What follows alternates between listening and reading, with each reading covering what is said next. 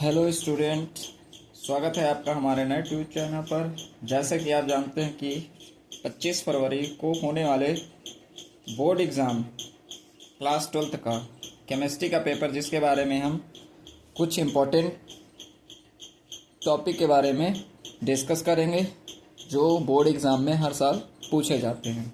तो आइए देखते हैं कि हर साल साइंस के महत्वपूर्ण प्रश्न केमिस्ट्री के कौन कौन से हैं। आइए चैप्टर वाइज डिस्कस करते हैं। जैसे कि हमने पढ़ा कि केमिस्ट्री में 3 पार्ट होते हैं। पहला फिजिकल केमिस्ट्री, फिर ऑर्गेनिक केमिस्ट्री, फिर इनऑर्गेनिक केमिस्ट्री। ठीक है, तो हम इनमें मतलब चैप्टर वाइज हम इसका डिस्कशन करेंगे कि फिजिकल केमिस्ट्री से कौन कौन से इंपॉर्टेंट हैं, ऑर्गेनिक केमिस्ट्री से और इनऑर्गेनिक केमिस्ट्री से कौन कौन से इम्पॉर्टेंट टॉपिक्स हैं और कहाँ से क्वेश्चन पूछा जाता है। जैसे आपने देखा है कि फर्स्ट में क्या है, विलयन, विद्युत रसायन, रासायन, बलगतिकी, डी एंड एफ ब्लॉक के एलिमेंट, उपसह संयोजक यौगिक, हैलोजन, हैलोएल्कोन तथा haloarenes, alcohol, phenol, ether, aldehyde, ketone, carboxylic acid, amine और जैव अणु। इनमें से जो फर्स्ट, सेकेंड, थर्ड है, इनमें आप 22 नंबर का पूछा जाता है और डी एफ ब्लॉक के तत्व और उपसह संयोजक यौगिक 13 मार्क्स के पूछा जाता है और इनके बाकी जो हैं वो 35 मार्क्स के पूछे जाते हैं। तो आइए देखते हैं कि एक एक करके कि यहाँ पर फिजिकल केमिस्ट्री में कौन कौन सी इंपॉर्टेंट टॉपिक्स हैं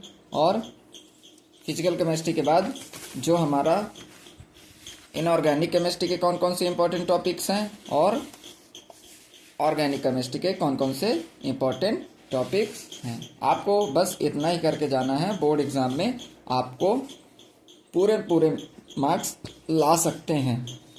बिलियंस में से जैसे आपने फिजिकल केमिस्ट्री में पढ़ा होगा, तो इसमें जो सबसे इम्पोर्टेंट है ये होता है राउल्स का नियम।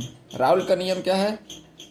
राउल्स का नियम धनात्मक एवं ऋणात्मक विलयन के साथ, मतलब पॉजिटिव एंड नेगेटिव सॉल्यूशन के साथ राउल्स का नियम जो होता है, राउल्ट का नियम, इसको डिफाइन करना है। मोलरता और मोललता में आधारित प्रश्न, इससे मोललता जैसे बोलता है मोलालिटी और मोलालिटी, ठीक है, इनसे रिलेट क्वेश्चन पूछ लेता है। कुछ ऑप्शन दे देगा और उससे रिलेट हम क्वेश्चन बताएंगे आपको कि कैसे कैसे क्वेश्चन वहाँ पूछता है बोर्ड एग्जाम में। ठीक है, इसके बाद जो नेक्स्ट है नर्स सेल समीकरण EFM निकालने के लिए, ये तो आएगा ही आएगा, कंफर्म है। ये नर्स समीकरण, नर्स इक्वेशन जो होता है, ये हर बार पूछता है कि सेल का EFM निकालने के लिए कैसे आप लोग निकाल सकते हो। इसके बाद जो है कोलराउस का नियम क्या होता है, कोलराउस के नियम कैसे होते हैं, क्या डिफाइन किया कोलराउस ने, कैसे कैसे नियम दिए हैं। इसके बाद जो नेक्स्ट है फैराडे का विद्युत अपघटन नियम, कि फैराडे ने विद्युत अपघटन नियम किस बेसिस पे दिया था। इसके बाद जो एक क्वेश्चन पूछा जाएगा अर्ध आयुकाल प्रथम कोटि की अभिक्रिया के न्यूमेरिकल्स पूछता है कि अर्ध आयुकाल पूछ लिया कि मतलब एक रिएक्शन देगा और उससे पूछ लेगा कि इसका मतलब हाफ लाइफ टाइम याद कीजिए या मतलब निकालिए। ठीक है, इसके बाद बस आपको 6 क्वेश्चन ही करके जाना है, इससे रिलेटेड आपका क्वेश्चन हो जाएगा। इसके बाद इनऑर्गेनिक केमिस्ट्री में आप पढ़ के चले जाना संक्रमण तत्व के सामान्य गुण। ठीक है, संक्रमण तत्व के सामान्य गुण क्या होते हैं। ठीक है,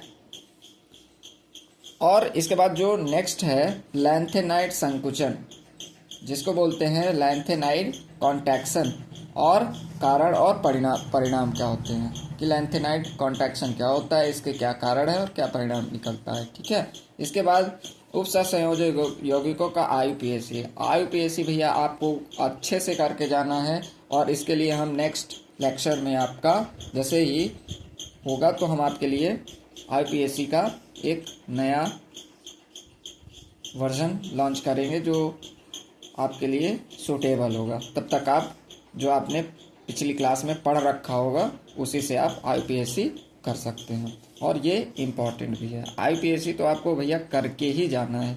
इसके बाद वार्नस सिद्धांत क्या होता है, वार्नस थ्योरी क्या होती है, वीबीटी थ्योरी है, सीएफटी थ्योरी। ठीक है, वीबीटी थ्योरी और सीएफसी थ्योरी क्या होती हैं, इतना चीज़ आपको करके जाना ही जाना है। फिर ऑर्गेनिक केमिस्ट्री में क्या चीज़ें आती हैं, S1 रिएक्शन करके जाना है, S1N H2O रिएक्शन, ठीक है, अभिक्रिया के साथ, क्रियाविधि के तहत जो मैकेनिज्म होता है इसका उसके साथ करना है, S1N H2 reaction. Lucas test क्या होता है, ल्यूकास परीक्षण प्राथमिक और द्वितीय एल्कोहल के साथ, मतलब एल्कोहल को आप कैसे पहचानो, क्योंकि प्राइमरी एल्कोहल है और सेकेंडरी एल्कोहल है, टर्सरी एल्कोहल, ठीक है। इसके बाद जो आपका इम्पोर्टेंट है ये भैया आना ही आना है, रीमन टीमर अभिक्रिया करके जाना है, कोल्बे रिएक्शन करके जाना है, विलियमसन रिएक्शन करके जाना है, एल्डोल संघटन करके जाना है, ये जो आपका इम्पोर्टेंट है। इसके बाद जो नेक्स्ट है कैनिजारो रिएक्शन करके आपको जाना है। आप इसकी प्रैक्टिस बार बार कर लीजिएगा ताकि वहाँ बोर्ड एग्जाम में आप ये सारी चीज़ें लिख सको।